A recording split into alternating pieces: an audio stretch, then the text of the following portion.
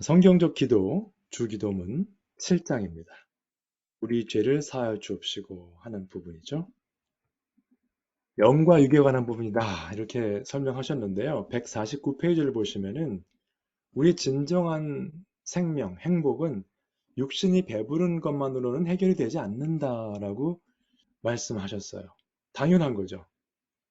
세인트 어거스틴이 말한 것도 비슷한 맥락입니다. 우리 마음 가운데는 한 공간이 있는데 그 공간은 세상 어떤 것으로도 채울 수 없다. 하나님의 은혜, 하나님의 사랑으로만 채울 수 있는 빈 공간이 우리 마음 가운데 있다. 그런 표현을 했죠.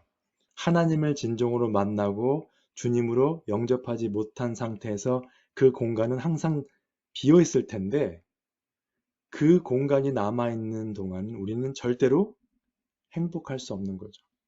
아무리 많은 부를 축적하더라도 빈 공간이 있으면 뭔가 허전하고 마음 가운데 진정한 행복, 감사, 기쁨이 쉽지 않을 것입니다.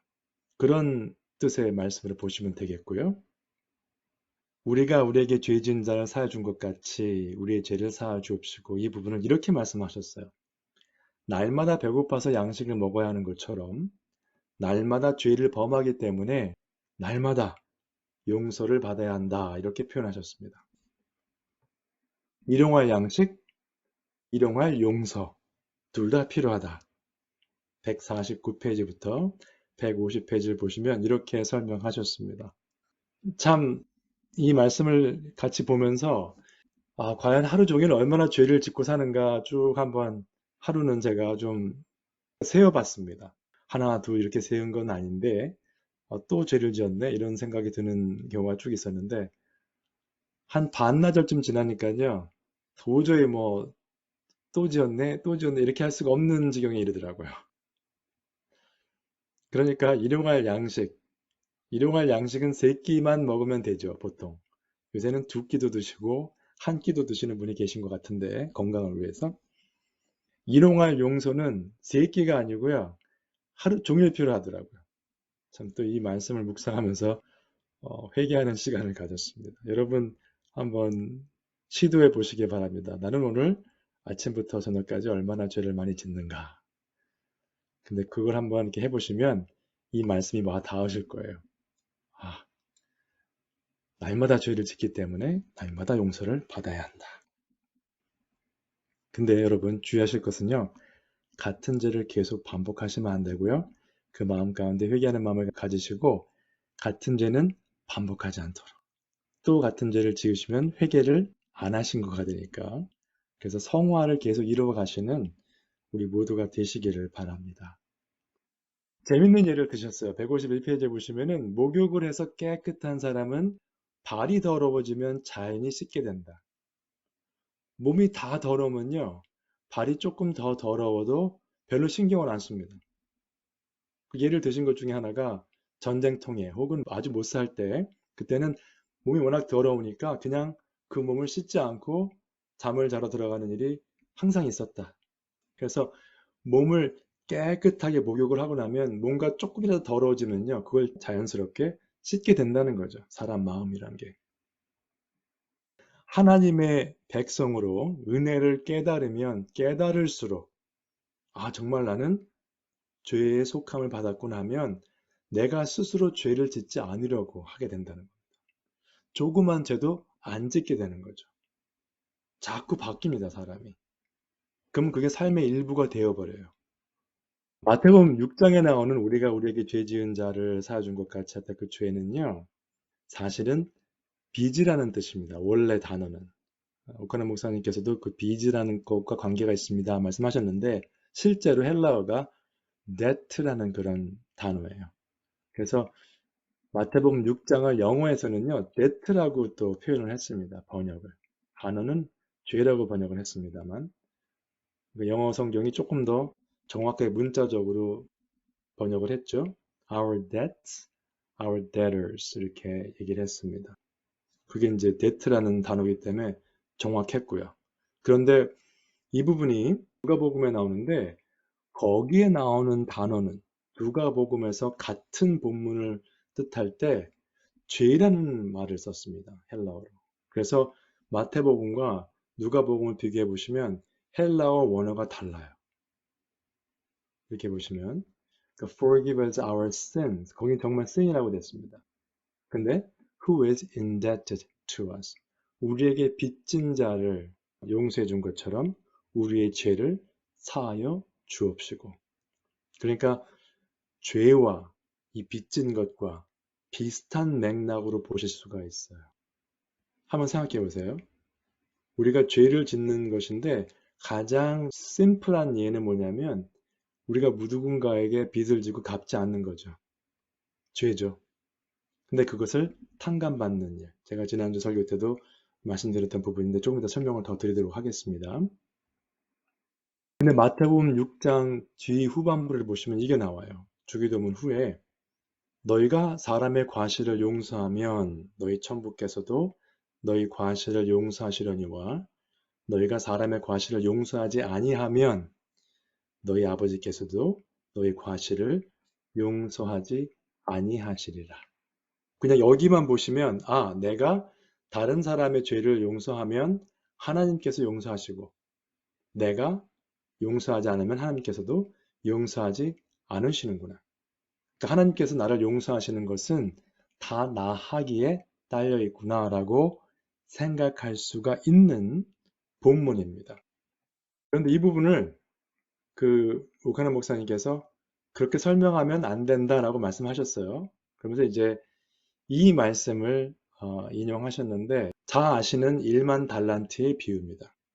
그 데트를 이제 청산할 때가 됐는데 정리할 때가 됐는데 그 종이 엎드려 절하여 가로되 내게 참으소서 다 갚으리이다 하거늘 그 종의 주인이 불쌍히 여겨 놓아보내며 그 빚을 탕감하여 주었더니라고 되어 있습니다. 그랬더니 그 종이 자신한테 100데나리온 빚진 사람을 데리고 와서 빚을 갚으라 했죠. 그래서 그 동관이 엎드려서 간구해서 참아 주소서 했는데 허락지 아니하고 이에 가서 빚을 갚도록 옥에 가두었습니다. 그러니까 1만 달란트 빚을 탕감받은 그 종이 자신에게 100데나리온 빚진 사람을 빚 갚으라고 난리를 친 겁니다. 한 데나리온이 하루의 품삯이었습니다. 그럼 100데나리온이면 한 3개월치 정도 되는 품삯인데 꽤 액수가 되죠. 그것도. 그러나 1만 달란트를 생각해 보시면 1달란트가 달란트 하나가 20년 정도 일을 해야 벌 수 있는 액수입니다. 1달란트가. 그럼 1만 달란트면 20만 년이에요. 200,000 years 일을 해야 되는 액수입니다. 도저히 갚을 수 없는 액수죠. 그 큰 액수를 탕감받고 감사한 마음이 없었던 거예요. 탕감을 받고 삶에 적용을 못했습니다. 은혜를 받고 삶에 적용을 못한 거예요. 여러분 우리가 예수 그리스도 은혜로 내가 죄사함 받고 새 생명을 얻었고 영생을 얻었다. 할렐루야 하나님 땡큐 하고서 삶 가운데 형제 자매들과의 관계 혹은 다른 이웃들과의 관계에서 그 감사한 마음을 표현하고 용서하지 못하면 뭔가 잘못된 겁니다. 연결이 안 되죠. 은혜 받은 것과 실삶이 전혀 관계가 없는 것이 됩니다. 이렇게 살기 때문에 세상에서 지금 교회를 손가락질하고 있죠. 교회에서는 다 은혜 받습니다, 여러분. 삶 가운데 내가 어떻게 사는가 생각해 보셔야 돼요. 그래서 그러한 일을 듣고 주인이 화가 났죠. 주인이 저를 불러다가 말하되 악한 종아 네가 빌기에 내가 네 빚을 전부 탕감하여 주었거늘 내가 너를 불쌍히 여김과 같이 너도 네 동관을 불쌍히 여김이 마땅치 아니하냐 하고 그 사람을 이제 옥에 가두었죠.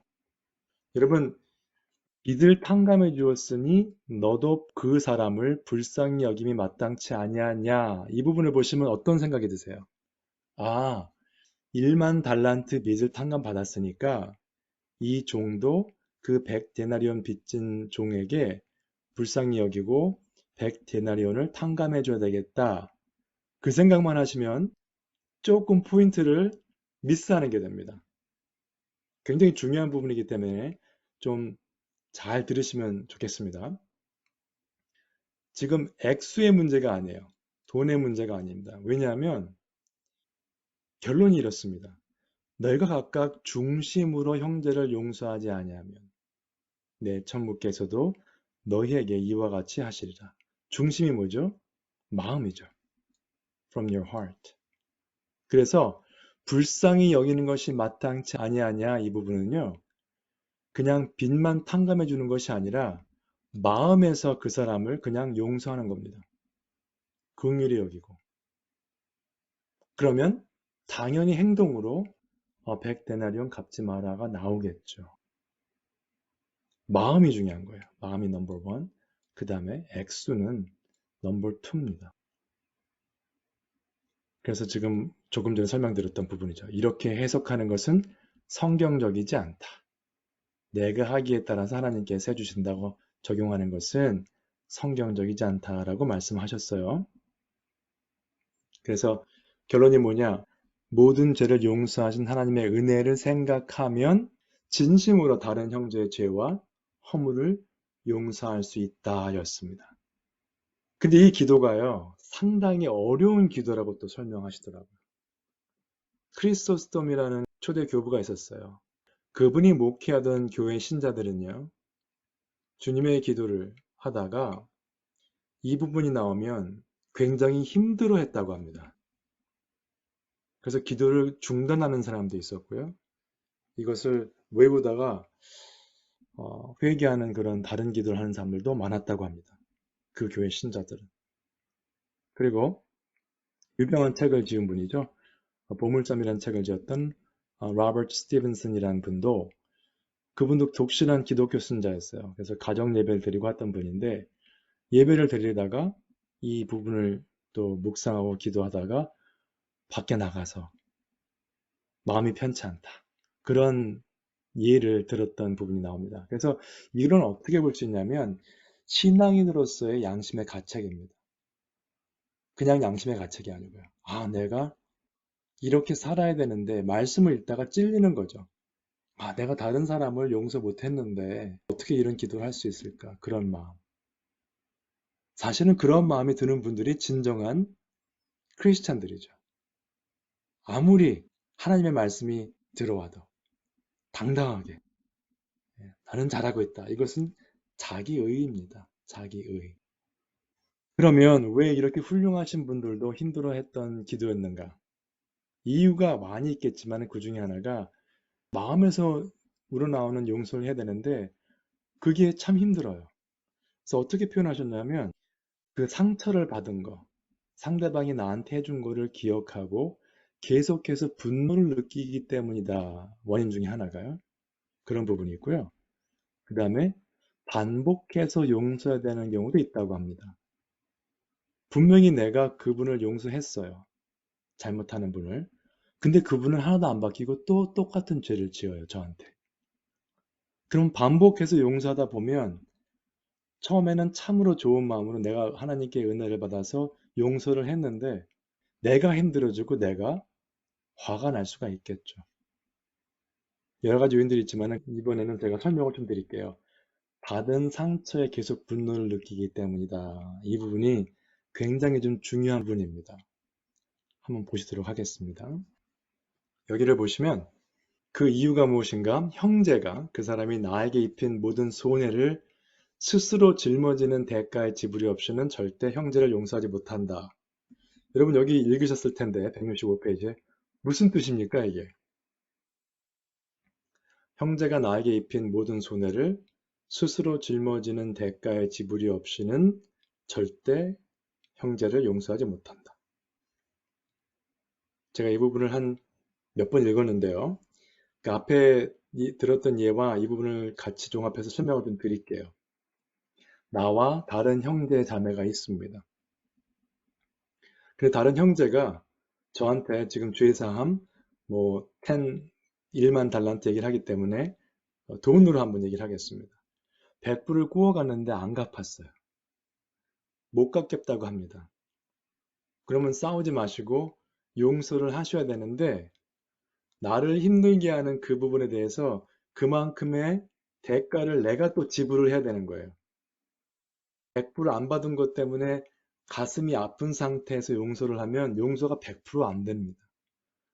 그래 100불 내가 손해본 거 100불 그래 얹어서 200불 손해본 생각을 하고 그 형제 자매를 용서를 해야 온전하게 용서가 되는 겁니다.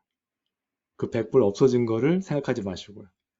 이렇게 마음을 좀 너그럽게 가져야 그 다른 사람을 용서할 수 있는 것 같습니다. 그럼 이것을 어떻게 적용할 수 있는가? 성경적으로 볼 때 하나님과 우리와의 관계를 보실 필요가 있습니다. 하나님에 대해서 우리는 어떤 존재였습니까?